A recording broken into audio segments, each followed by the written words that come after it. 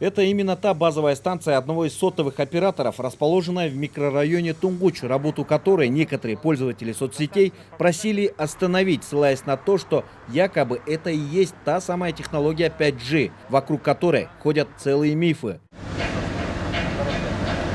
Санитарный врач санэпидемнадзора прибором для измерения радиационного фона замерил уровень электромагнитного излучения базовой станции. Прибор показал около 5 микроватт. Это значит, что станция не несет никакого вреда. Измерительный прибор показывает сейчас вот до 4,8 микроватта сантиметр квадратный при допустимой норме не более 10 микроватта. Значит, здесь на данном участке точка измерения превышения допустимого уровня нету, для окружающих вредного влияния здесь не оказывает данная антенна, базовая станция.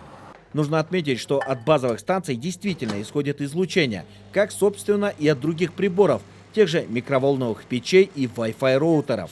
К примеру, допустимый показатель базовых станций сотовых операторов составляет 10 микроватт на квадратный сантиметр. В то же время сотовый телефон излучает до 17 микроватт, Wi-Fi более 18. У обычного фена показатель намного больше – 23 микроватт. Больше всего излучает обычная микроволновка – 385 микроватт.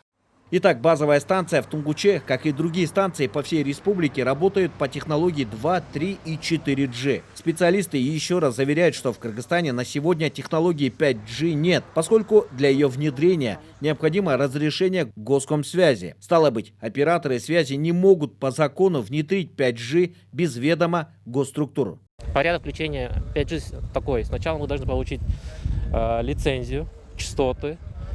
Потом мы должны купить соответствующую базовую станцию. Эта базовая станция, после того, как приезжает на территорию Кыргызской республики, мы его устанавливаем. После этого идет сертификация этого оборудования. Далее идет соответствующий замер санэпидстанцией. После того, как все разрешительные документы будут получены, только после этого будет внедрение технологии 5G. Целью замера является информационно-разъяснительная работа среди населения, поскольку в последнее время через социальные сети проходит много информации о вреде технологии 5G и призывов уничтожения имущества операторов связи. Наш Кыргызстан развивается, и мы должны поддерживать наших операторов, а не наносить вред. Я бы еще раз хотел бы призвать наших граждан проверять достоверность информации, а мы будем вести активную разъяснительную работу для того, чтобы еще раз заверить о том, что технологии помогают нам в жизни, особенно в условиях карантина. Эти технологии, особенно беспроводные технологии 4G, они являются, скажем так, одной из основ нашей цифровизации. Технология 5G на территории Кыргызстана не внедрена. Стало быть, распространяемая в соцсетях информация о вреде имеющегося оборудования не соответствует действительности. К тому же, на сегодня нет каких-либо